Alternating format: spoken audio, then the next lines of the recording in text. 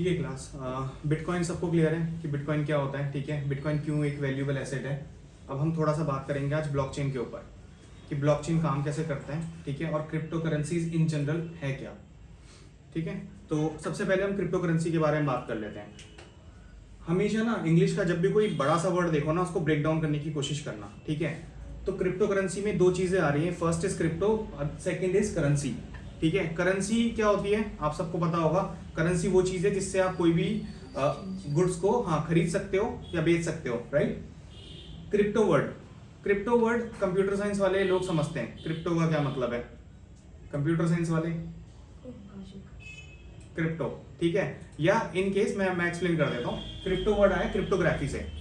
Cryptography क्या होती है, आप किसी भी इंफॉर्मेशन को हाइड कर दोगे, दैट इज कॉल्ड क्रिप्टोग्राफी। वो कंप्यूटर की एक एल्गोरिथम है जिससे आप किसी भी डेटा को हाइड करते हो। व्हाट्सएप आप खोलना कभी तो उसमें लिखा होता है this chat is encrypted, end to end encrypted, ऐसा कुछ लिखा होता है। तो इनक्रिप्टेड क्या है वहां पे कि वो जो चैट है ना आपकी, जब उनके डेटाबेस में स्टोर हो रही है तो कोई रीड नहीं कर पा रहा, ठीक है। क्यों नहीं रीड कर पा रहा, क्योंकि वो क्रिप्टोग्राफी के थ्रू हाइड कर दिया जाता है। हाँ, और वो किस चीज में हाइड होता है, अल्फा न्यूमेरिक नंबर्स में। अल्फा न्यूमेरिक नंबर क्या होता है, कुछ इस तरीके का दिखता है, इस तरीके का 6HQ9 हैश समथिंग समथिंग ऐसा कुछ नंबर होता है। तो इंक्रिप्शन क्या चीज है, आपके डेटा को प्राइवेट कर देता है और ताकि कोई भी उसको रीड ना कर पाए, ठीक है। तो क्रिप्टो करेंसी इन जनरल है क्या, वर्चुअल मनी है। वर्चुअल इसलिए क्योंकि फिजिकल फॉर्म में इसका कोई एग्जिस्टेंस नहीं है, ठीक है। और ये मनी किस पे काम कर रही है, क्रिप्टोग्राफी के एल्गोरिथम पे काम कर रही है। कंप्यूटर से ही जनरेट हो रही है और कंप्यूटर से ही यहाँ पे पूरा इसका लेन देन चल रहा है। क्रिप्टोग्राफी मुझे एक्सप्लेन करने की जरूरत है, क्रिप्टोग्राफी सबको पता लग गया ना क्या होता है ना, ठीक है। और तीसरी चीज क्या होती है किसी भी क्रिप्टो करेंसी की, वो डिसेंट्रलाइज्ड नेटवर्क पे चलती है। डिसेंट्रलाइज्ड का मतलब क्या होता है, किसी भी अथॉरिटी किसी की पावर नहीं है वो, हाँ, किसी के पास नहीं है। किसी एक के पास पावर नहीं है, सबके पास इक्वल पावर है, ठीक है। समझ में है। और इसके एडवांटेज है डिसएडवांटेज है, दोनों ही है। एडवांटेज ज्यादा लगते हैं, डिसएडवांटेज ज्यादा लगते हैं। एडवांटेज ज्यादा है, राइट। इसका मैंने एग्जांपल भी दिया था। जैसे फॉर एग्जांपल मैं अगर अपनी एक फाइल, जैसे कि ये लेक्चर की फाइल है, अगर इस कंप्यूटर पे रखता हूँ एंड इन केस ये मुझसे डिलीट हो गई, तो ये मुझे फाइल गई मेरे हाथ से, मुझे दोबारा से काम करना पड़ेगा, सारी स्लाइड दोबारा प्रिपेयर करनी पड़ेगी। बट मैंने क्या किया, मैंने इसको ग्रुप पे डाल दिया पहले ही, आने से पहले, ताकि इसकी कॉपी सबके पास चली जाए। तो इन केस अगर मेरी तरफ से ये कंप्यूटर बंद भी हो जाए या फिर ये फाइल मुझसे मिसप्लेस हो जाए, डिलीट हो जाए, तो आप सबके पास इसकी एक एक कॉपी पड़ी है, मैं आप लोगों से रिकवर कर लूंगा, ठीक है। तो ये इसका बेनिफिट है। अच्छा, क्या सारी करेंसी डिसेंट्रलाइज्ड होती हैं? नहीं, कुछ करेंसीज सेंट्रलाइज्ड भी हैं, ठीक है। कुछ करेंसी सेंट्रलाइज्ड है। फॉर एग्जांपल अगर मैं अपनी क्रिप्टो करेंसी कल को बनाऊं तो मैं नहीं चाहूंगा सबके पास पावर रहे, मैं अपने भी पावर रखूंगा उसको, और लास्ट में अपनी उस कॉइन को डंप भी कर सकता हूँ, पंप भी कर सकता हूँ, उसकी पावर मेरे पास है। तो क्रिप्टो करेंसीज में जरूरी नहीं कि सारी डिसेंट्रलाइज्ड हो, कुछ सेंट्रलाइज्ड भी होती हैं, ठीक है। पर बिटकॉइन के साथ क्या केस है, वो डिसेंट्रलाइज्ड है, उसकी पावर सबके पास है, ठीक है। मीम कॉइंस हाँ होते हैं। हाँ, मीम कॉइन्स कुछ हैं। जैसे फॉर एग्जांपल मैं कल को अपनी करेंसी बना दूं तो मेरे पास उसकी पूरी पावर होगी, मैं नहीं दे रहा किसी को उसकी पावर।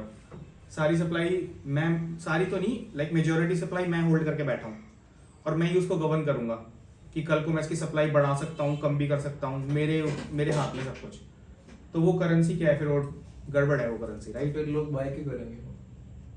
एब्सोल्युटली, यही तो क्वेश्चन हमें पूछना है, हम क्यों बाय करें कोई भी कॉइन, करेक्ट। अब क्रिप्टो में क्या होता है, किसी की भी हाइप बनती है, लोग बाय करने पहुंच जाते हैं, पर ये क्वेश्चन नहीं पूछते हम क्यों बाय करें या ना करें। तो उसके पीछे रिसर्च होती है कि वो डिसेंट्रलाइज्ड है, सेंट्रलाइज्ड है। आपको हर चीज चेक करनी पड़ती है खरीदने से पहले, ठीक है। वो तो आगे हम क्लासेस में पढ़ेंगे कैसे करते हैं हम।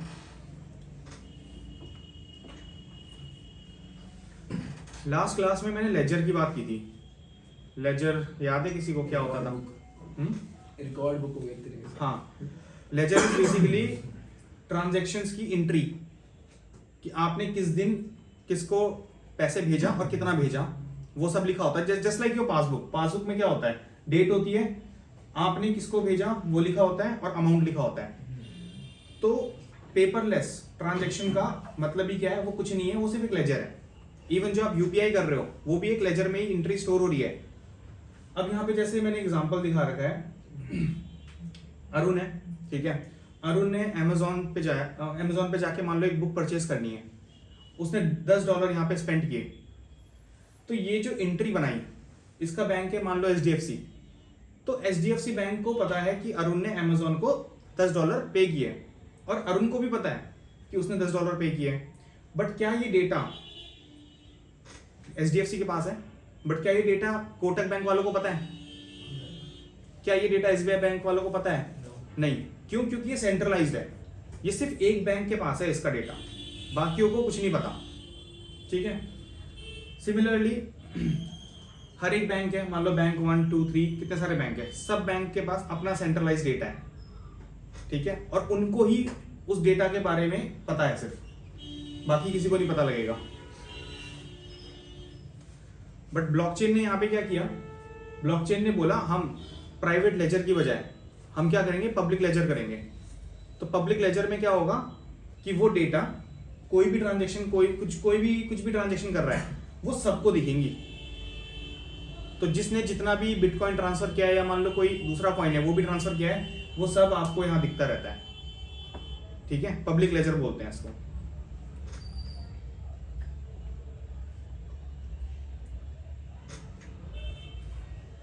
ठीक है, तो एक चीज आपको ये समझ में आई कि पेपरलेस करेंसी का रूल क्या है। बेसिकली वो कुछ नहीं है, वो एक लेजर है। लेजर मतलब सिर्फ एक एंट्री है, कब भेजा, किसने भेजा, किसको भेजा और कितना भेजा, ठीक है। चलो अब बात करते हैं थोड़ा सा ब्लॉक के बारे में।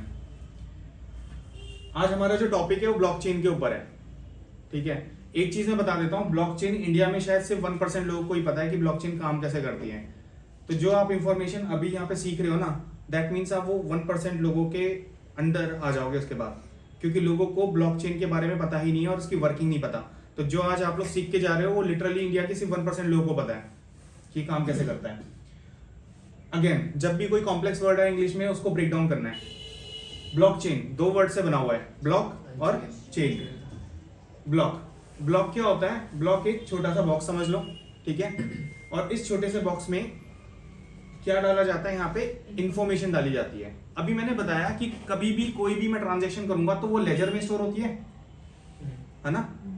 थिंक ऑफ इट लेजर जैसे कि मेरे पास पेजेस हैं, पासबुक है, पासबुक भी क्या एक हद तक ट्रांजैक्शन कंटेन कर सकती है, हाँ या ना। उसके बाद पासबुक भर जाती है, तो फिर क्या करते हो जब वो पासबुक भर जाती है, नई पासबुक इश्यू करते हो, राइट। तो सिमिलरली ये एक तरीके से पासबुक है, ठीक है, एक ब्लॉक आपका पासबुक है। इसमें सिर्फ लिमिटेड ट्रांजैक्शन ही आ सकती है एक बारी में। तो जब वो ट्रांजैक्शन यहाँ पे आ गई, ये बॉक्स की इंफॉर्मेशन हो गई फुल। अब अगली जो ट्रांजैक्शन है वो किस में आएंगी, इसके नेक्स्ट ब्लॉक में आएंगी, ठीक है। तो ये सिमिलरली वैसे ही काम करता है। अब ब्लॉक में क्या क्या इंफॉर्मेशन स्टोर होती है ये चीज समझना, ठीक है। 3 चीजें होती हैं, डेटा, हैश और प्रीवियस हैश। डेटा में क्या क्या होता है ये शॉर्ट पे लिखा हुआ है, और भी चीजें होती हैं वैसे।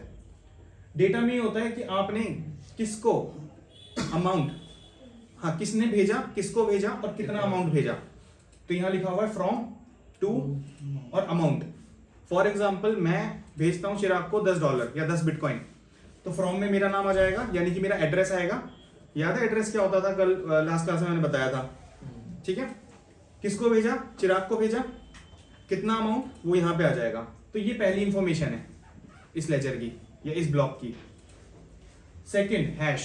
हैश क्या काम करता है, हैश हर एक ब्लॉक का एक यूनिक नंबर होता है, ठीक है, जो कभी भी पुराने ब्लॉक में नहीं होता, जो आने वाले ब्लॉक में नहीं होता। एक तरीके से इसकी यूनिक आईडी होती है, ठीक है। और अगर एक बार ये जनरेट हो गई तो ये दोबारा नहीं बन सकती। जस्ट लाइक आधार नंबर, जैसे आप लोग को एक आधार नंबर मिल गया ना, तो वही सेम आधार नंबर किसी और को नहीं मिलेगा। फॉर एग्जाम्पल पासपोर्ट नंबर भी समझ लो, पासपोर्ट नंबर जो आपको मिला क्या वो दूसरे को मिल सकता है दोबारा, वो नहीं मिलेगा, वो यूनिक होता है। तो सिमिलरली हर एक ब्लॉक जो ब्लॉकचेन से जुड़ा हुआ है उस पे एक यूनिक नंबर उसको अलॉट होता है, उसका नाम है हैश। ठीक है, इन दो पार्ट में कोई दिक्कत है अभी तक? क्लियर है ये तो? तीसरा पोर्शन क्या होता है, प्रीवियस ब्लॉक का हैश। ठीक है, ये मुझे चाहिए होता है। ठीक है, कैसे? पासबुक का एग्जांपल लेता हूं। मेरे पास एक पासबुक है, मैंने उसे 2023 में पूरा भर दिया। ठीक है, तो मेरे पास नई जो पासबुक बनेगी वो बनेगी लेट्स से 2024 की। ठीक है, तो मैं, और एक और मेरे पास पासबुक है वो है 2022 की, 2023 की, 2021 की। तो अगर मुझे पीछे जाना होगा, बैक ट्रैक करना होगा, ठीक है, अपनी ट्रांजैक्शन को देखना होगा, मैं 2024 में हूं, मुझे पिछले साल की ट्रांजैक्शन देखनी है, तो मैं किस पासबुक पे जाऊंगा जिसमें 2023 नंबर मुझे दिखेगा, और उससे पुराने साल में जाना है तो 2022 में जाऊंगा।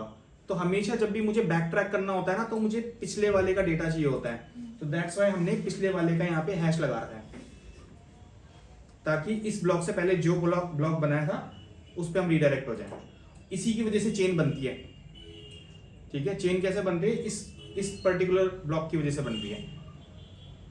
ठीक है, यहाँ इसमें कोई डाउट है? मुझे एग्जांपल देना है कुछ और?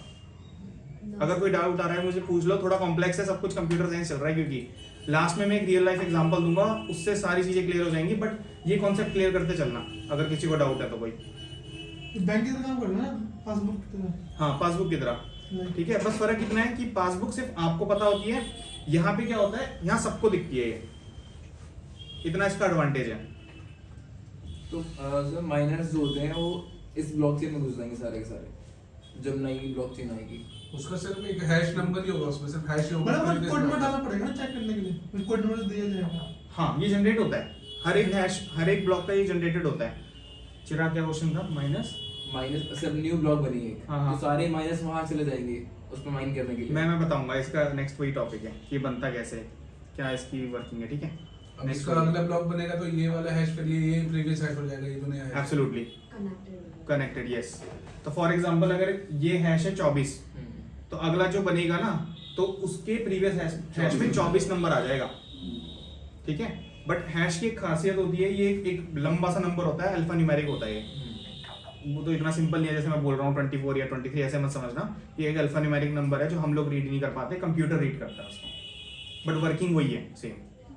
ठीक है, अब देखो सेम यहाँ पे जो एग्जांपल अभी अजहर ने बोला, उसको थोड़ा सा मैंने यहाँ पे पिक्चराइज कर रखा है। एक पहला ब्लॉक है यहाँ पे, इस पे हैश है इसका 296F कुछ नाम है, इससे प्रीवियस था 000 समथिंग कुछ। अगला है एक और यूनिक आईडी, उसका प्रीवियस इस वाले का हैश।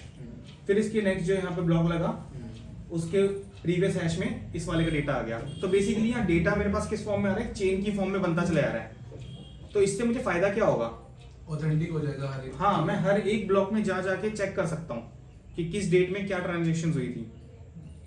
ठीक है, ये चीज क्लियर है? ठीक है,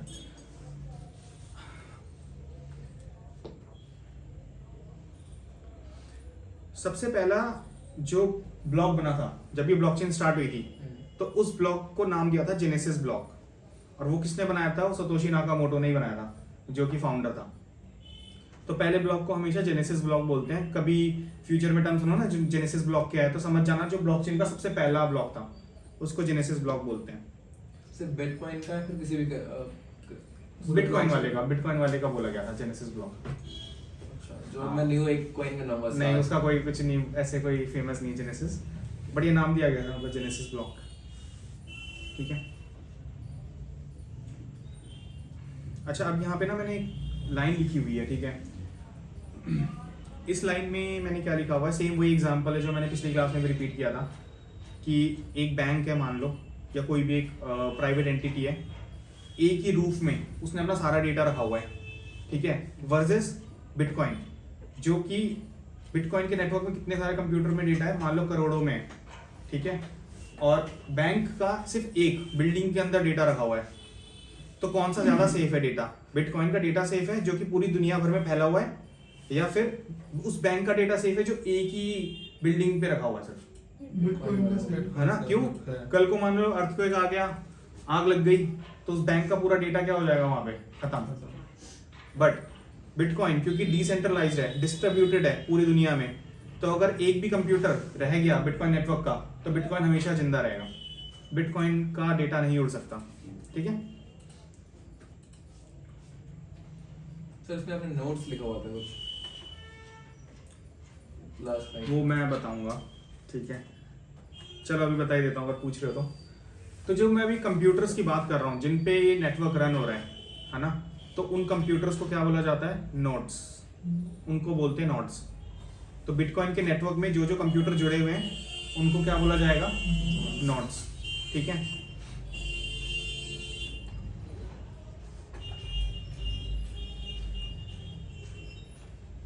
चलो अब थोड़ा सा मैं ना ब्लॉकचेन का मैकेनिज्म बता रहा हूँ, ये इंपॉर्टेंट है, ये समझना, ये नहीं आता लोगों को समझ में कि क्रिप्टो करेंसी काम कैसे कर रहे हैं, ब्लॉकचेन काम कैसे करती है।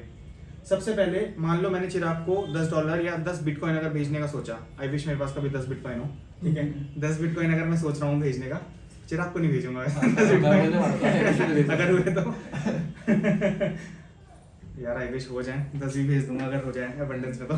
ठीक है, तो फॉर एग्जांपल मैंने रिक्वेस्ट मतलब बेसिकली भेजना चाह रहा हूँ चिराग को। ठीक है, तो जो मैंने रिक्वेस्ट क्या की, कौन भेज रहा है? मैं भेज रहा हूँ। किसको भेजना है? चिराग को भेजना है। कितना अमाउंट है? 10 बिटकॉइन अमाउंट है।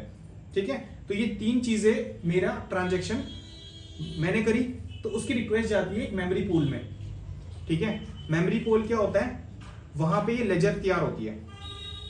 ठीक है, मैंने रिक्वेस्ट भेजी, अब वहां पे एक लेजर पड़ी हुई है, वहां पे एंट्री डाल दी गई कि सागर को, चिराग को 10 बिटकॉइन भेजने हैं, तो वो यहां पे गई सबसे पहले।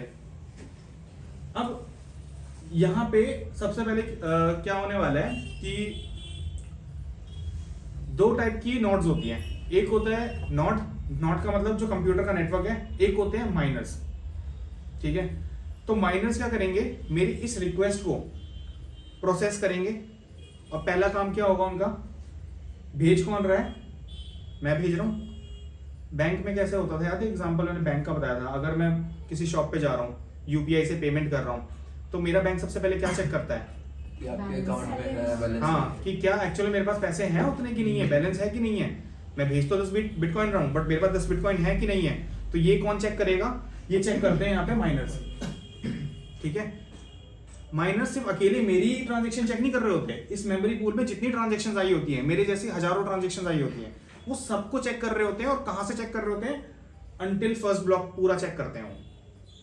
जितनी भी ब्लॉक्स अभी तक एडेड है ना, पूरा जाके एल्गोरिथम रन होती है, पीछे पीछे पीछे जाते रहते हैं। क्यों? क्योंकि उससे मेरा बैलेंस पता लग जाता है। और माइनर्स ये काम खुद नहीं कर रहे होते हैं, मशीन्स कर रही होती है उनकी। माइनर सिर्फ सो रहा होता है साइड में मशीन रन करके। ठीक है, तो मशीन जो है एल्गोरिथम रन करती रहती है। ठीक है, मान लो मेरे पास एक्चुअल में 10 बिटकॉइन थे, तो एल्गोरिथम क्योंकि कंप्यूटर रन कर रहा है तो एरर होने के चांसेस हैं कि नहीं है?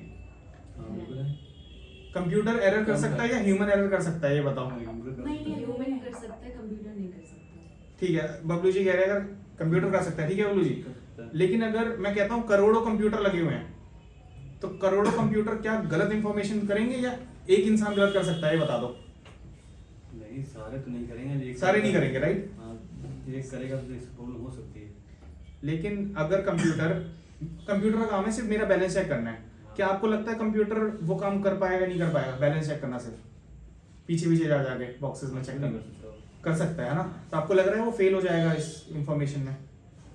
नहीं, फेल तो नहीं होगा, नहीं होएगा ना? अगर सब चीज़ सही है तो। हाँ, सब चीजें सही है तो फेल नहीं होगा। तो मोस्टली यही होता है, कंप्यूटर के एरर करने के चांसेस कम होते हैं इस सिस्टम पे।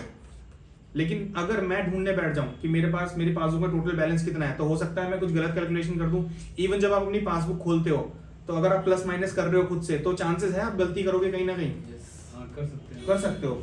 लेकिन जो बैंक का सॉफ्टवेयर है वो आपको एग्जैक्ट एक्यूरेट नंबर बताता है सब कुछ। क्यों? क्योंकि कंप्यूटर के एरर करने के चांसेस कम होते हैं एज कम्पेयर टू ह्यूमन। हमने उसको बनाया इसीलिए था कि वो हमारी हेल्प करे और हमसे एरर ना पाए। करेक्ट, एक बात अभिजीत ने ठीक बोली, कंप्यूटर भी फेल हो सकता है, ठीक है, बट जो इंस्ट्रक्शन एक बार कंप्यूटर को दे दो, कंप्यूटर उसको 1000 टाइम्स मिलियन टाइम्स सही एकदम आंसर देगा। ठीक है, अब मान लो यहाँ पे मेरी जैसे 3000 ट्रांजेक्शन्स थी, माइनर ने ढूंढ लिया कि सारी ओके हैं, इन लोगों के पास बैलेंस था, सेंड कर दो। तो वो सारी इंफॉर्मेशन किस में आ जाएगी, एक ब्लॉक में कंटेन हो जाएगी। ठीक है, अब मान लो बिटकॉइन की चेन में 3 लाख ब्लॉक ऑलरेडी हैं, तो ये वाले ब्लॉक को ऐड कर दिया जाएगा। ठीक है, ये ब्लॉक ऐड हुआ और ये ब्लॉक बनाया किसने, जिस माइनर ने बनाया उसको रिवॉर्ड मिलता है। ठीक है। हाँ याद है कितना मिलता है वैसा, अब 3.25 BTC मिलता है। कंप्यूटर करता है, ह्यूमन करता है, कंप्यूटर करता है। कंप्यूटर कर रहा होता है लेकिन ह्यूमन को रिवॉर्ड मिलता है, मतलब जिसका वो कंप्यूटर होता है। हाँ, तो करोड़ों कंप्यूटर लगे होते हैं ट्रांजैक्शंस को वेरीफाई करने में, और जिसका कंप्यूटर सबसे पहले सक्सेसफुल होता है उसको 3 करोड़ मिल जाते हैं सीधा सीधा। ठीक है, बट वो बहुत मुश्किल है क्योंकि करोड़ों कंपटीशन है आपके, और सारे के सारे कंप्यूटर है और सारे ही सुपर फास्ट कंप्यूटर हैं, तो ये मुश्किल प्रोसेस है। तो ये नया ब्लॉक यहाँ पे ऐड हो गया, और इतने में ही जिसको मैं भेज रहा था ट्रांजैक्शन, मतलब कर रहा था, उसके पास वो बिटकॉइन पहुंच गए यहाँ पे। तो ये प्रोसेस ऐसे चलता है। इसमें कोई दिक्कत है? इसका एक प्रैक्टिकल एग्जांपल बताऊंगा। एक ब्लॉक के अंदर कितनी इंफॉर्मेशन आ सकती है? 3000 ट्रांजैक्शन अप्रोक्सीमेटली, ज्यादा भी हो सकती है कम भी हो सकती है, पर अप्रोक्सीमेटली 3000 ट्रांजैक्शंस आती हैं। जैसे पासबुक के भी कुछ नंबर ऑफ पेजेस होते हैं ना, कि 20 पेज की पासबुक है, तो वैसी ब्लॉक की भी लिमिटेशन है कि अप टू 3000 तक ट्रांजैक्शन स्टोर कर सकता है। ठीक है, वो ऐसा करना ही जरूरी होता है, एक ही ब्लॉक पे नहीं रह सकता कोई भी चीज़। हाँ। फिर वो अगर ज़्यादा एक ब्लॉक पे रहेगा तो एरर होने 100% चांस होते हैं। हाँ, टाइम भी बहुत लग जाता है, 3000 ट्रांजैक्शन देखने के लिए भी ना पहले ब्लॉक तक जाता है वेरीफाई करने के लिए, और सोचो कितने सारे ब्लॉक है, कितना सारा कंप्यूटेशन पावर पे ज़्यादा हम्म, बढ़ता है ना, दबाव पड़ता है इस पे। करेक्ट। जब मैं किसी को पैसा भेज रहा हूँ, किसी से पैसा ले रहा हूँ, ठीक है, तो उसमें एक चीज होती है पब्लिक की, एक होता है प्राइवेट की। इसको मैं जीमेल से कंपेयर करता हूँ एक बार। मान लो मेरे पास ये लेक्चर की फाइल है, मुझे ये फाइल चिराग को भेजनी है फिर से, ठीक है, तो मैं चिराग को क्या बोलूंगा, चिराग अपना जीमेल आईडी मुझे बता दो। तो जीमेल आईडी क्या है, पब्लिक की है, चिराग अपना जीमेल किसी को भी बांट सकता है, तो उसमें कोई दिक्कत तो नहीं चिराग को, बट कोई दिक्कत नहीं है ना, पब्लिक है वो, बांट सकता है और उसी पे ही फिर अपने चीजें ले सकता है जो उसको चाहिए, राइट। एक होता है प्राइवेट की। प्राइवेट की क्या होता है, क्या वो सिर्फ यूजर तक ही होना चाहिए, वो किसी को मिलना नहीं चाहिए। तो वो है जैसे इसका जीमेल का पासवर्ड। तो अगर मैं चिराग को बोलूंगा फाइल भेज रहा हूँ, तो वो अपना प्राइवेट की ही मुझे देगा, वो मुझे सॉरी पब्लिक की देगा, प्राइवेट नहीं देगा, वो मुझे आईडी देगा, पासवर्ड नहीं देगा। ठीक है, तो वैसे ही सिमिलरली बिटकॉइन के केस में भी यहाँ पे जब आप नेटवर्क पे होते हो तो प्राइवेट की अपने तक रखनी होती है, पब्लिक की आप देख सकते हो। पब्लिक की तुम्हारा क्या होता है, एड्रेस होता है। इंस्टाग्राम पे बहुत ज्यादा स्कैम चलता है, तो वहां पे एक लड़की की आईडी से आता है कोई ना कोई स्पैम, ठीक है, स्कैमर लड़की बन के आता है और बड़ी हॉट हॉट फोटो डाल रखी होती है, ठीक है। तो कई इंडियन लोग बड़े भोले भाले होते हैं, लड़की देख के सोचते हैं रियल है, उन्हें पता नहीं होता, समझ नहीं होते, तो वो क्या करते हैं, आपसे बड़े स्मार्टली पैसे डलवा देते हैं अपने वॉलेट में और स्कैम करके भाग जाते हैं, और लोगों को ये बोलते हैं ये आपका पैसा है, आप इस पे जाकर रिडीम कर लो, और स्कैम कर देते हैं। ये बहुत चलता है। तो कभी भी इंस्टाग्राम पे कोई भी बिटकॉइन या कोई भी करेंसी के लिए कुछ भी बोले ना कि ये मेरा एड्रेस है, ये मेरी की है, तो सीधा उसको ब्लॉक करना है, सुननी भी नहीं है उसकी बात, चाहे फोटो कितनी अच्छी लग रही हो, ठीक है, सीधा ब्लॉक मानना है उसको। तो ये इस तरीके से मतलब ये लोग फायदा उठा रहे होते हैं। तो अपनी प्राइवेट की, मोरल ऑफ द स्टोरी क्या है, प्राइवेट की किसी से शेयर नहीं करना, ठीक है। यूपीआई है, यूपीआई में आप लोग अपना क्यूआर कोड सबको बांटते फिर सकते हो, राइट, बट क्या आप अपना वो 6 पिन वाला नंबर बांट सकते हो किसी को? नहीं, आप नहीं देते। कौन दे रहा है, मुझे भी दे दो। ठीक है, चलो अब एक फर्क है यहाँ पे, मैंने 2 टर्म्स का यूज करा था, नोड्स और माइनर्स, ठीक है। नोड क्या चीज है, जो भी कंप्यूटर बिटकॉइन के नेटवर्क से जुड़ा हुआ है वो नोड है, ठीक है। जो भी कंप्यूटर बिटकॉइन के नेटवर्क से जुड़ा हुआ है, जिसमें बिटकॉइन रन हो रहा है, जिसमें बिटकॉइन का सॉफ्टवेयर रन हो रहा है, वो नोड होता है। कंप्यूटर नोड मतलब एक टर्म है, नेटवर्क को नोड्स में डिवाइड किया जाता है, कितने कंप्यूटर्स मतलब जुड़े हुए हैं उसमें, उस नेटवर्क के साथ। अब नोड का काम क्या होता है, ये चेन का डेटा अपने पे स्टोर करके रखता है, ठीक है, एंड वैलिडेट करके रखता है। अब फॉर एग्जांपल इसको तुम इंस्टाग्राम से कंपेयर करो, जब आपके पास इंस्टाग्राम की ऐप है, तो आप इंस्टाग्राम के लिए क्या हो गए, आप इंस्टाग्राम के लिए एक नोड हो गए हो, ठीक है। अब आपको मान लो मेरी प्रोफाइल ढूंढनी है, तो आप उस डेटाबेस में जाते हो, सर्च पे जाओगे, मेरा नाम सर्च करोगे, आपको मेरी प्रोफाइल मिल जाएगी, राइट। तो बेसिकली आपका काम क्या है, आपने अभी तक इंस्टाग्राम पे जो भी डेटा अवेलेबल है आप उसको स्टोर करके बैठे हो अपने पास, तो आप उनके लिए एक नोड की तरह काम कर रहे हो, क्योंकि आपने उनका पूरा डेटा स्टोर कर रखा है, ठीक है। तो नोड का काम क्या है, बेसिकली डेटा को वैलिडेट करके रखना अपने पास, है ना। नोड मतलब संबंधी होता है ना, नोड मतलब जो भी जुड़ा हुआ है, जो उस चीज को यूज कर रहा है, जुड़ने का कोई संबंध हो। हाँ जो जुड़ रहे हैं। अब सॉफ्टवेयर लेकिन बिटकॉइन का सब रन नहीं कर रहे, पर बहुत सारे कंप्यूटर है जो रन कर रहे हैं, तो उनका काम क्या है, उन्होंने डेटाबेस एक तरीके से सेव करके रखा हुआ है अपने पास। अब इंस्टाग्राम आपने ऐप इंस्टॉल कर रखी है ना, तो आपके पास इंस्टाग्राम का हर एक डेटा पड़ा हुआ है। यूजर हो गया उसका। हाँ, अब आप चाहो सचिन तेंदुलकर की 10 साल पुरानी फोटो होगी तो आपके पास पड़ी हुई होगी, वो आप जाके स्क्रॉल करके ढूंढ सकते हो उसको। तो आप इंस्टाग्राम के लिए क्या हो गए, आप इंस्टाग्राम के लिए नोड हो गए हो, क्यों, क्योंकि उनका डेटाबेस आपने सेव करके रखा हुआ है अपने पास, ठीक है। अब एक होता है टर्म माइनर, माइनर भी एक नोड ही है, क्यों, क्योंकि वो नेटवर्क का पार्ट है, बट माइनर की रिस्पॉन्सिबिलिटी अलग है। माइनर क्या कर रहा है, वो ब्लॉक को ऐड करवा रहा है, ठीक है, ब्लॉकचेन में है तो ये भी नोड ही, लेकिन इसका एक काम है, ये नए नए यहाँ पे एक तरीके से ब्लॉक ऐड कर रहा है, जोड़ता है लोगों को। हाँ लोगों को जोड़ रहा है एक तरीके से। नए बंदे जो आते हैं, हाँ मतलब इसको मैं इंस्टाग्राम वाला एग्जांपल इसको ऐसे समझ ना कि माइनर वो है कि आप लोगों ने आईडी बना दी, बट उस आईडी को कोई तो अप्रूव कर रहा है ना, ऐसा तो है नहीं आप किसी की भी कुछ भी आईडी बना के वहां डाल दोगे, कोई ना कोई तो अप्रूव करता है उसको आपकी आईडी लाइव होने से पहले पहले, तो वो जो अप्रूवर जो दे रहा है वो माइनर है यहाँ पे, जो वेरीफाई जो वेरीफाई कर रहा है ना। मान लो मैं एक पेज बनाऊं दोबारा से सचिन तेंदुलकर और ब्लू टिक बनाना चाहूं, लेना चाहूं, तो क्या वो मेरे को दे देगा? इंस्टाग्राम नहीं देगा, क्योंकि सचिन तेंदुलकर एक ही बंदा है और वो वेरीफाइड है, तो मेरा जो अकाउंट बन रहा है वो फेक बन रहा है, तो मेरे को कभी ओरिजिनल कंसीडर ही नहीं करेगा, वो क्रॉस कर देगा, ब्लू टिक नहीं देगा मुझे सचिन तेंदुलकर के नाम से और वही फोटो में, है ना। तो इस तरीके से किसी भी चेन में कोई भी जो जुड़ा हुआ है वो नोड है, और जो अप्रूव कर रहा है या उसको वैल्यू ऐड कर रहा है नेटवर्क को, वो माइनर है। अच्छा अब रिवॉर्ड की बात करते हैं, same as Instagram. Instagram add करने के आप यूजर हो, आपको इंस्टाग्राम कुछ पैसे देता है? मतलब माइनर को एक चीज ये भी जाता है कि वो बारीक से बारीक चीज चेक करता है माइनर, हाँ तब आपको ऐड करता है। करेक्ट जो करेक्ट, भी अगर आप फेक हो या कॉपीराइट हो तो वो मना कर देगा। मना कर देगा बिल्कुल।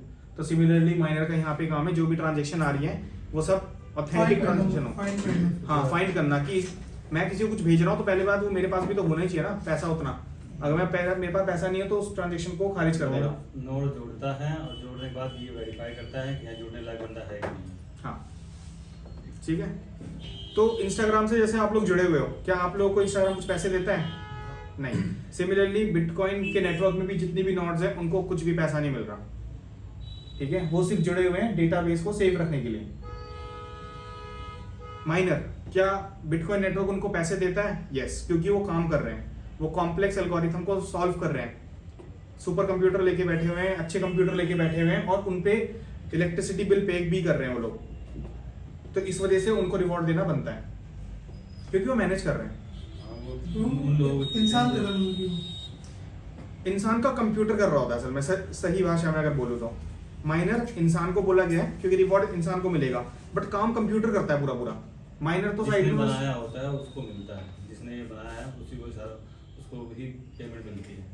जो सॉल्व करेगा पहले, हाँ हाँ जिसका लैपटॉप, हाँ जिसका सिस्टम जो पहले सॉल्व कर देगा उसको मिल जाएगा, काम कंप्यूटर ही करेगा, माइनर कुछ नहीं करेगा। फॉर एग्जांपल मैं एक माइनर हूँ तो मैं अपना घूम फिर सकता हूँ, कंप्यूटर ऑन करके चला गया मैं, बट मेरे कंप्यूटर अच्छा था, मेरा कंप्यूटर स्ट्रॉन्ग था, उसने इस एल्गोरिथम को डिसाइफर कर दिया। एक तरीके से काम आप ही कर रहे हो, बस खाली आपने एक अपना सिस्टम बना रखा उसी वजह से। ये बोल सकते हो कि काम मेरा सिस्टम कर रहा है और मैंने सिस्टम को रखा हुआ है, हाँ वही है। हाँ। वही हो गया। ठीक है।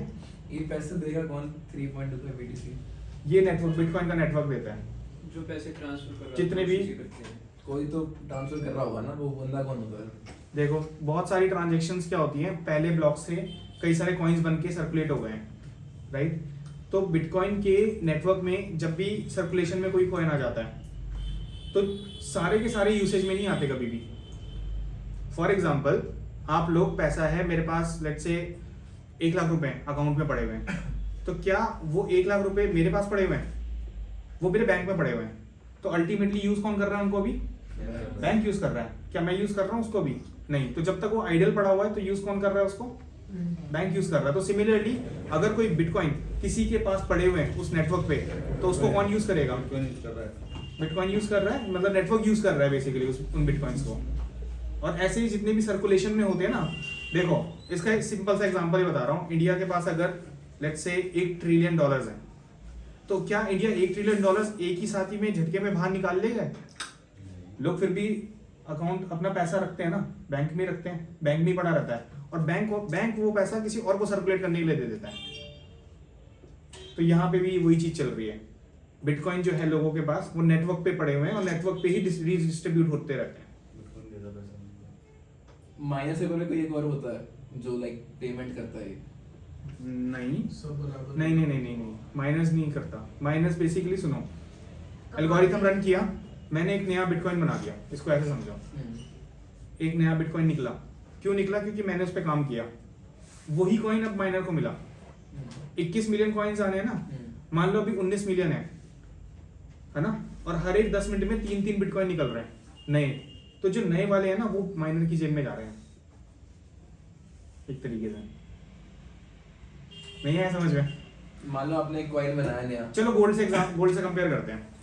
ठीक है। माइन के अकॉर्डिंग बता दो ना, माइन में क्या होता था? मैं गोल्ड के अकॉर्डिंग बताता हूँ, चलो एक बार। गोल्ड माइन है तो गोल्ड माइन करता है जो तुमने उसको गोल्ड मिलेगा ना। नया, और वो नया गोल्ड मिलेगा, वो मार्केट वाला गोल्ड नहीं है फिर। और ये ब्लॉकचेन में बिटकॉइन माइन कर रहे हैं तो इनको बिटकॉइन मिलेगा। नहीं, मैंने बिटकॉइन माइन करा, हाँ। मुझे 3.2 BTC हाँ। देगा कौन? ये नेटवर्क से निकलेगा, वो न्यू है, नया बन के निकला है ना। वो किसी वो है ना 1 मिलियन कॉइन अभी किसी के पास भी नहीं है। 2 मिलियन अभी आने बाकी 2 है, मिलियन आने वाले। ठीक है। तो वो 2 मिलियन निकालेगा कौन? यही माइनस लोग निकाल रहे हैं ना।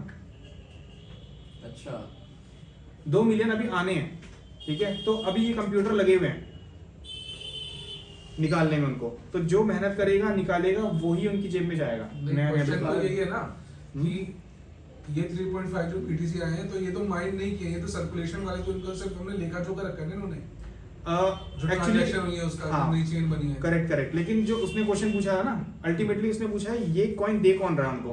नहीं, ये तो जो माइंड करेगा उसको तो मिल ही जाएगा, ये तो सिंपल ही है। नहीं कौन देगा कौन? मिल तो जाएगा। हाँ मैं बता रहा हूँ। उसका मेरा क्वेश्चन ही डिफरेंट होगा, था। मैंने खुद के निकाल के तो मेरा माइंड हो गया। हाँ, उसका क्वेश्चन यही, उसका क्वेश्चन डिफरेंट था, मैंने समझाया कुछ और तरीके से, बट अल्टीमेटली उसका आंसर ये था, माइनर का काम है नया बिटकॉइन जो आ रहा है वही उसको एज अ रिवॉर्ड में मिलेगा। सोना, जैसे सोने की खदान में लोग क्यों लगे हुए हैं? अच्छा। वो जा रहे हैं सोना, नीचे जा रहे हैं, सोना। खोद रहे हैं, है ना, तो नया सोना निकल रहा है। तो जो नया सोना मिल रहा है, तो वो जो खुदाई कर रहा है उस कंपनी को मिल जाता है ना वो नया सोना, राइट। तो इस तरीके से माइनर्स को जो नए बिटकॉइन बना रहा है, अब ये नए बिटकॉइन बन कैसे रहे हैं? लेकिन जरूर खत्म तो 3.25 BTC मिले, क्या पता ज्यादा मिल जाए, क्या पता? नहीं, ये तो ब्लॉक, यही तो कोडेड है, यही तो ये कोडेड ब्लॉक है, करने का। यही कोडेड है कि आपको हर 4 साल में सप्लाई कम होती जाएगी। तो 4 साल, अभी मुझे 3 बिटकॉइन मिल रहे हैं ना, अच्छा, अगले 4 साल बाद ये 1.5 बिटकॉइन हो जाएगा, फिर उसके Okay. अगले 4 साल बाद ये 0.75 बिटकॉइन एक आएगा। टाइम तो जब 10 कॉइन भी मिलते थे। हाँ, एक टाइम तो 125 कॉइन तक भी थे, 12 कॉइन मिलते थे, ऐसे भी थे। अब 3 हो गया है, 4 साल बाद ये 1.5 हो जाएगा। यूली कोडिंग किसने मैं कम होता जाएगा। Founder किसी ने, फाउंडर ने। कम होता जाएगा। कम होता जाएगा, ठीक है। क्लियर हुआ डाउट, या अभी भी है डाउट? अब ठीक है ना। इसको गोल्ड से कंपेयर करना कि जो नया सोना ढूंढता है वो सोना उसी को मिल जाता है ना, है। ठीक है। पोकेमोन और अगर सारे था कि कौन- एक लास्ट पोकेमोन बच गया था, वो उसको पकड़ने के लिए सारे भागने लगे थे। वही है। लास्ट में इसके साथ भी ऐसा- अगर सारे पोकेमोन, मतलब सारे पोकेमोन कह रहा हूँ, सारे बिटकॉइन माइन हो गए, हाँ फिर? हाँ, तो ये अच्छा क्वेश्चन है। सारे बिटकॉइन अगर माइन हो गए तो नहीं, पोकेमोन सारे- वाला काम हो जाएगा, और फिर डिमांड ही नहीं रहेगी, डिमांड ही फिर डिमांड zero हो रहेगी। जाएगा वो बिटकॉइन। चैन खत्म हो जाएगी, फिर डिमांड ही चैन डिमांड खत्म हो जाएगी, रहेगी। डिमांड सप्लाई की। नहीं प्राइस बढ़ जाएगा। नहीं मैं बताता हूँ, डिमांड सप्लाई की चेन तब भी खत्म नहीं होगी। क्यों? क्योंकि देखो, जो चीज लिमिटेड है ना वो लिमिटेड ही है। अगर हम पूरी अर्थ से सारा सोना निकाल भी लें तो क्या सोने की वैल्यू डिवैल्यू जाएगी आगे जाके? सोना तब भी सोना ही रहेगा। क्यों? क्योंकि वो लिमिटेड ही है, जितना था उतना ही है, उससे ज्यादा नहीं बढ़ने वाला। तो सिमिलरली बिटकॉइन अगर 21 मिलियन बन गए तो उतने ही रहेंगे, भाई अभी 1 तो करोड़ उसके बाद होगा क्या फिर? माइनस की जॉब खत्म। नहीं, माइनस जो है ट्रांजैक्शन फी से कमाएंगे। माइनस की जॉब एक्चुअल में खत्म हो जाएगी, बट वो ट्रांजैक्शन फी से कमाएंगे। कैश जाएगी इनके पास, सेट्स जाएगा इनके पास। जैसे आप लोग कोई ट्रांजैक्शन करते हो, फॉर एग्जांपल आपको यहाँ से पैसा, लेट्स से कोई रिचार्ज का भी एग्जांपल ले लो, मूवी टिकट बुक करते हैं। मूवी टिकट का एग्जांपल ले लो, है ना। मूवी टिकट बुक करते हो ना, तो आप नेटवर्क फी दे रहे होते हो या कन्वीनियंस फी दे रहे होते हो, हाँ। है ना। 500 रुपए की टिकट होती है, वो अल्टीमेटली 550 की बन जाती है, तो वो 50 रुपए आपसे एक्स्ट्रा चार्ज करता है। क्यों? क्योंकि उनको अपने भी तो एम्प्लॉय को पैसा देना है ना, तो वो कैसे देंगे? बैंक भी यही करता है आपसे। जब आप बैंक को कोई भी ट्रांजेक्शन करते हो तो कुछ ना कुछ कन्वीनियंस फी वगैरह के नाम पे चार्ज करता है वो। तो उतना पैसा भी लेकिन आने वाले टाइम पे बहुत ज्यादा हो जाएगा, तो ट्रांजेक्शन चार्ज बढ़ जाएगा। हाँ, ट्रांजैक्शन बहुत ज्यादा हो जाएगी। बहुत ज्यादा हो जाएगी। और पैसा भी ट्रांजेक्शन, देखो पैसा तो बढ़ते रहेगा ना।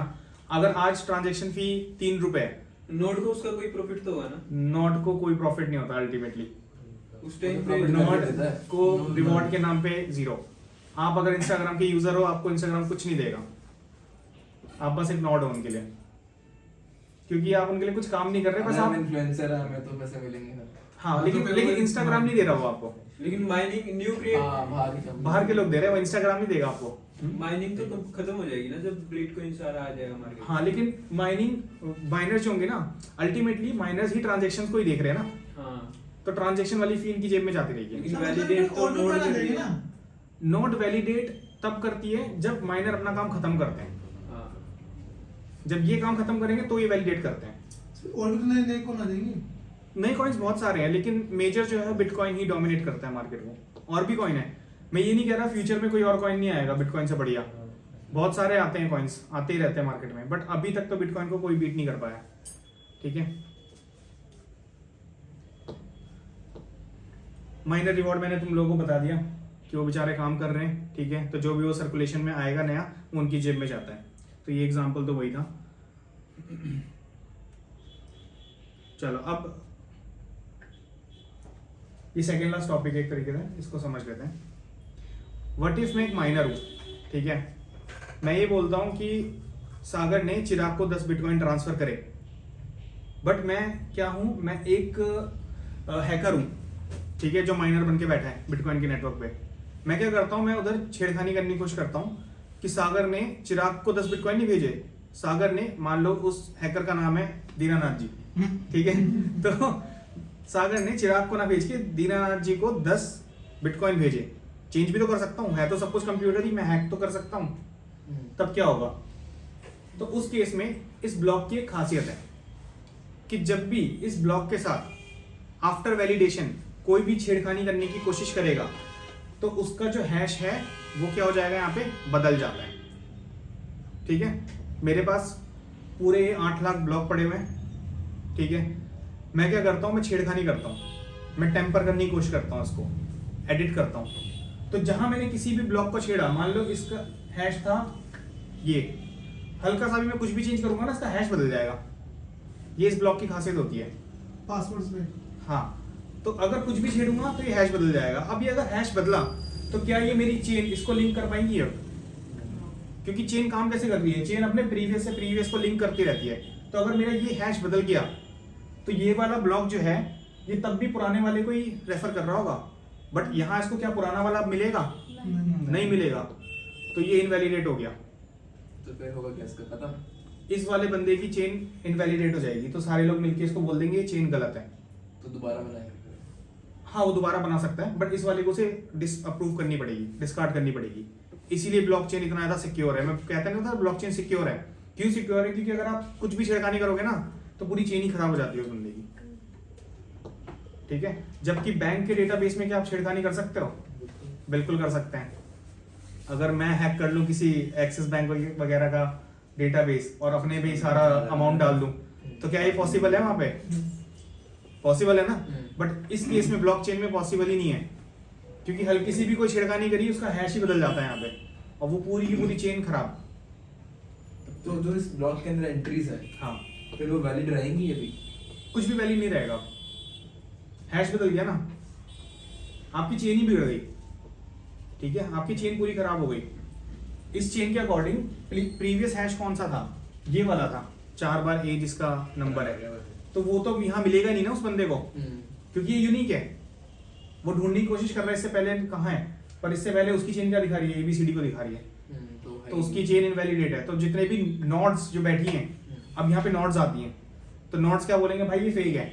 जैसे आप लोग को पता लग जाता है ना सचिन तेंदुलकर का ऑफिशियल अकाउंट कौन सा है और फेक अकाउंट कौन सा है, आप लोग पता कर सकते हो हाँ या ना, पता लग जाता है ना।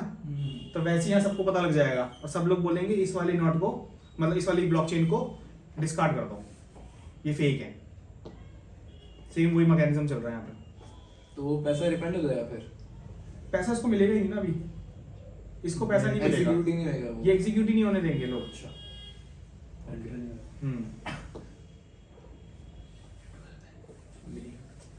यहाँ तक कोई दिक्कत? इसका लास्ट में एक एग्जांपल दूंगा मैं, ठीक है, उसको समझना। अभी तक जो भी कॉन्सेप्ट मैं बता रहा हूँ, यहाँ तक क्लियर है? कोई डाउट नहीं? ठीक है। दो चीजें बहुत सुनोगे आप ब्लॉकचेन के दुनिया में, प्रूफ ऑफ वर्क और कंसेंसस रूल, ठीक है। प्रूफ ऑफ वर्क क्या होता है? कोई माइनर है, ठीक है, वो क्या कर रहा है, उसके पास रिवॉर्ड लेने के लिए क्या है, जो उसने काम किया उसका प्रूफ है, और वो प्रूफ क्या रहेगा, जो उसने अपनी एनर्जी इतनी सारी कंज्यूम करी, उसके कंप्यूटर ने हर एक ब्लॉक में जा जाके डेटा को रीवेरीफाई किया। तो डाटा होगा, तो डाटा होता है। हाँ, डेटा को वेरीफाई कर रहा है, तो अल्टीमेटली उसने काम किया है यहाँ पे, तो उसके पास प्रूफ है कि हाँ मैंने एक ब्लॉक को माइन करा था और उसके लिए मैंने इतनी इलेक्ट्रिसिटी कंज्यूम करी और इतनी एनर्जी लगी। उसके पास डेटा होता है, मतलब माइनर्स के पास, कि कितनी एनर्जी उसने वेस्ट करी इस ब्लॉक को पाने के लिए, ठीक है। तो उसको बोलते हैं प्रूफ ऑफ वर्क। अब जैसे मान लो कोई सोने की सोना ढूंढने जाता है, माइन करने जाता है, राइट। तो जब वो माइन कर रहा है तो उसके पास क्या प्रूफ है कि उसने चोरी नहीं किया या उसने नया ढूंढा है? उसने काम करा है ना, उसने वर्क किया है उस चीज पे, उसने मेहनत करी है। वो दिखाएगा कि देखो भाई मैं इस खदान में गया था, यहाँ पे पूरा खोदा था, तब जाके मिला। तो उसके पास प्रूफ है उस वर्क का कि मैंने ये खुद से बना के निकाला है, रेदर देन मैंने किसी का चोरी किया है। तो proof of work is nothing कि जो भी माइनर काम कर रहा है उसको रिवॉर्ड किस बेसिस पे मिला है, उसके वर्क के प्रूफ पे मिला है, क्योंकि उसने काम किया है वहां पे, ठीक है। नेक्स्ट है कंसेंसस रूल। कंसेंसस रूल क्या होता है? अभी मैंने पीछे एग्जांपल बताया था ये वाला, तो मैंने बोला था ना इस वाले बंदे की ये पूरी ब्लॉकचेन डिस्कार्ड कर दी जाएगी, तो वो किस बेस पे डिस्कार्ड कर दी जाएगी? कंसेंसस रूल होता है, जो मेजॉरिटी बोलती है हम उसको सुनते हैं। तो मान लो मेरे पास ये पीपीटी है 22 पेज की, ठीक है, यहां पे लोग बैठे हुए हैं मान लो 10, और 10 में से 8 लोग के पास 22 पेज की पीपीटी है, पर 2 बंदे ऐसे हैं जिनके पास 10 पेज की पीपीटी है। तो वो बोलेंगे यार 10 पेज वाली सही है, और बाकी लोग बोलेंगे नहीं 22 पेज वाली सही है। तो ठीक किसको मैं मानूंगा? 22 पेज वाली, जो मेजॉरिटी जिसका जवाब दे रही होगी ना, उसको मानता हूं। तो ये ब्लॉकचेन पे कंसेंसस रूल फॉलो होता है। तो यानी कि इससे क्या समझ में आता है? कंसेंसस रूल 51% पे फॉलो होता है। अगर 51% किसी चीज को यहां मिल गए तो वो ब्लॉकचेन के लिए अप्रूव होने के लिए रेडी है। अब इसका एक डिसएडवांटेज बताऊं? मान लो अगर मैं कुछ भी करके नई चेन बनाता हूं, चेंजेस करता हूं, और 51% नेटवर्क को एग्री करता हूं कि ये मैंने दीनानाथ जी को ही 10 BTC दिए, तो सबको मानना पड़ेगा, ठीक है, मानना ही पड़ेगा। तो ये एक डिसएडवांटेज है इसकी। हैकर ऐसा कर सकता है, जैसे हैक करेगा वरना कोई बिल्कुल कर सकता है, बट 51 लोगों की मेजॉरिटी को अप्रूव करना पड़ेगा उस चीज को, जो कि नेक्स्ट टू इम्पॉसिबल है, जो कि नेक्स्ट टू इम्पॉसिबल है, ठीक है। क्यों? क्योंकि सारी नोड्स किसी भी तरीके से मान ही नहीं सकती। कोई यहाँ बैठा है, कोई अफ्रीका में बैठा है, कोई अंटार्कटिका में बैठ के भी बिटकॉइन को माइन कर रहा है, तो सबको कैसे कन्विंस करोगे आप? मेजॉरिटी को कन्विंस ही नहीं कर पाओगे। और मेजॉरिटी क्या आदत होती है, जो सही है वो उसी को सही बोलती है, वो गलत वाले को सुनेंगे भी नहीं, ना उसको अप्रूव करेंगे। आपको पता है रियल सचिन तेंदुलकर कौन है, आप उसी को फॉलो करोगे।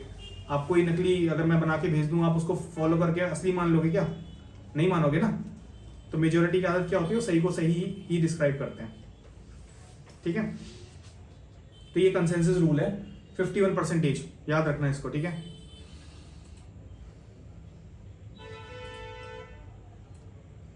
ये मैं बाद में बताऊंगा, proof of stake, proof of work, Ethereum का टॉपिक है। चलो आज का लास्ट टॉपिक है एग्जाम्पल, ठीक है।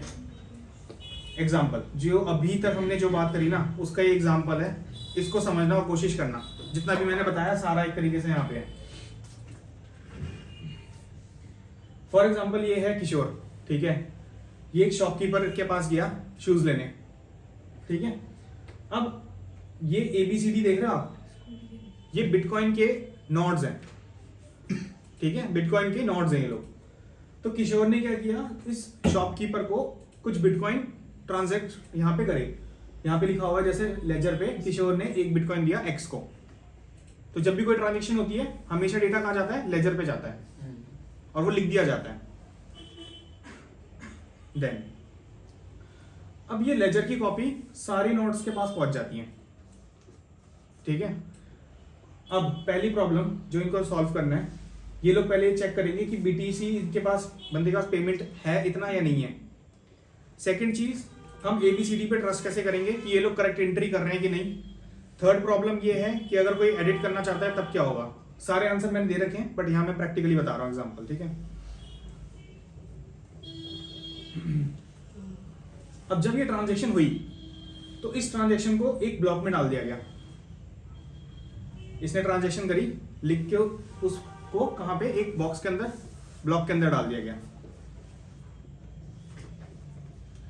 अब हर एक ब्लॉक में 3 चीजें होती है, मैंने बताया था। एक डेटा, दूसरा उसका हैश और तीसरा उसका प्रीवियस, है ना। तो ये एक ब्लॉक था, इसमें 3 चीजें कंटेन करते हैं ये इंफॉर्मेशन, ठीक है। अब क्या होगा, ये ब्लॉक हमने रेडी कर दिया, तैयार कर दिया इंफॉर्मेशन के साथ।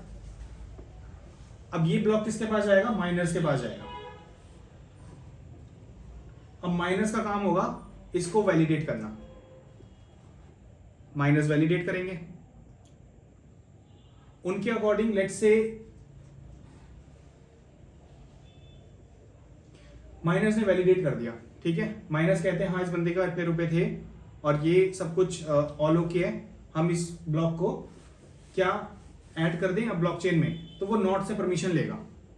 अब मेरे पास ये नोड्स थे A से लेके E तक, देख रहे हो यहाँ पे लाल लाल जितने भी हैं A से लेके E तक।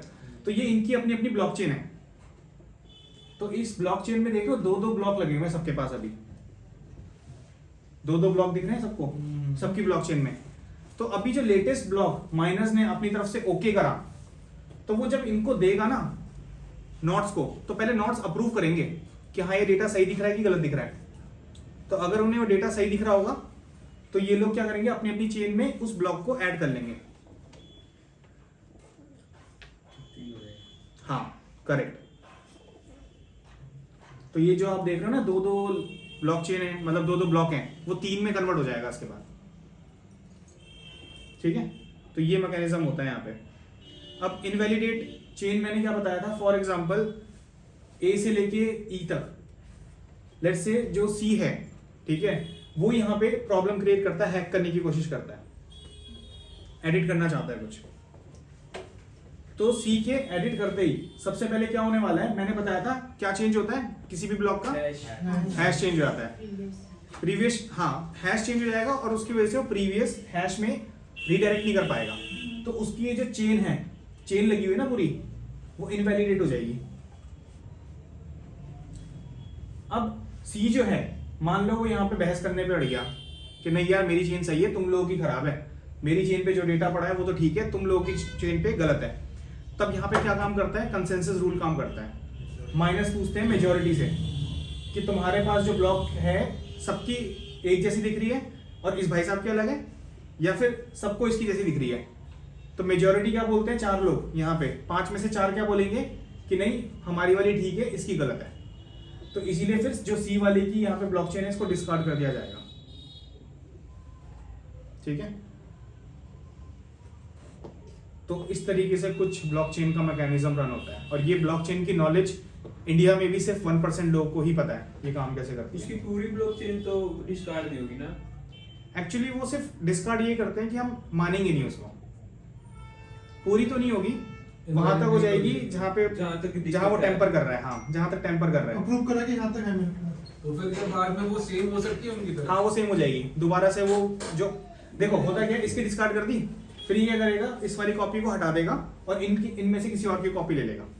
तो वहां से कंटिन्यू कर देगा। हाँ, वहां से कंटिन्यू करेगा दोबारा। उनके फाइन नहीं होता फिर ऐसा? फाइन तो नहीं होता कुछ, क्योंकि नोट का काम है सिर्फ, मतलब वो बस एक तरीके से रख रहे हैं उसको। अब जैसे फेक आईडी बनाने पे मुझे कुछ फाइन नहीं मिलेगा, मुझे कुछ फाइन नहीं मिल रहा, मैं बना सकता हूँ फेक आईडी बट मुझे कुछ फाइन नहीं मिलेगा अल्टीमेटली। ठीक है, तो इस तरीके से ब्लॉकचेन काम करती है। बहुत ज़्यादा कॉम्प्लेक्स टॉपिक था ये, बहुत ज़्यादा कॉम्प्लेक्स था। ठीक है, अब मेरे ख्याल में सारी क्लासेस जितनी भी अब आगे पढ़ोगे ना, सुपर सिंपल होने वाली हैं। जितने कॉम्प्लेक्स टॉपिक थे वो यहीं तक थे जो भी थे। अगर आप लोगों को बिटकॉइन समझ में आ गया, आपको ब्लॉकचेन का मैकेनिज्म समझ में आ गया, तो अब आप कल को किसी से डिबेट कर सकते हो कि ब्लॉकचेन एक्चुअल में सेफर टेक्नोलॉजी है as compare to our current banking system. और ये भी मैंने बहुत ओवरव्यू में समझाया है, इस पे भी इन डेप्थ मतलब पढ़ाई होती है, वो रोहित को पता है, पूरा सिलेबस होता है, पूरा सब्जेक्ट होता है, जिसको मैंने एक ही लेक्चर में समझाने की कोशिश करी है। ठीक है, क्या हैक करने के लिए। तो अब किसी का कोई क्वेश्चन है अभी तक जो पढ़ा है, कोई डाउट है किसी भी टॉपिक में?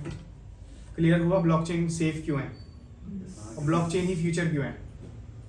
ब्लॉकचेन का सबसे मेन चीज है कि हम सब मालिक हैं इसके। हाँ करेक्ट, सबसे बड़ी बात है, अगर कोई बंदा इसको हैक करना भी चाहेगा तो हम सबसे पहले परमिशन लेगा वो। करेक्ट। अब ब्लॉकचेन फ्यूचर क्यों है, ठीक है, उसका एक एग्जांपल समझाता हूँ, ऐसे इन जनरल बता रहा हूँ। फॉर एग्जांपल मेरी दादी थी, ठीक है, तो हमने उनका इलाज कराया था मैक्स हॉस्पिटल में 2018 में, कैंसर था उनको।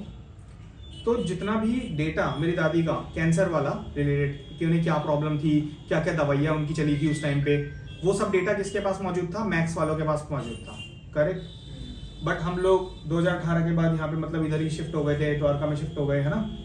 2020 में मान लो मैंने डिफरेंट हॉस्पिटल से उनका ट्रीटमेंट करवाया था, तो क्या वो डेटा इमीडिएटली इमरजेंसी में उन हॉस्पिटल वालों को मिलता? नहीं। वो अल्टीमेटली मुझे क्या बोलेंगे, भाई वो मैक्स वाली पूरी फाइल उठा के हमें दिखाओ ताकि हम इनकी हिस्ट्री देख सकें। अब जितनी देर में वो हिस्ट्री देखेंगे समझेंगे उतनी देर में तो भाई इंसान का काम हो लेता है, राइट।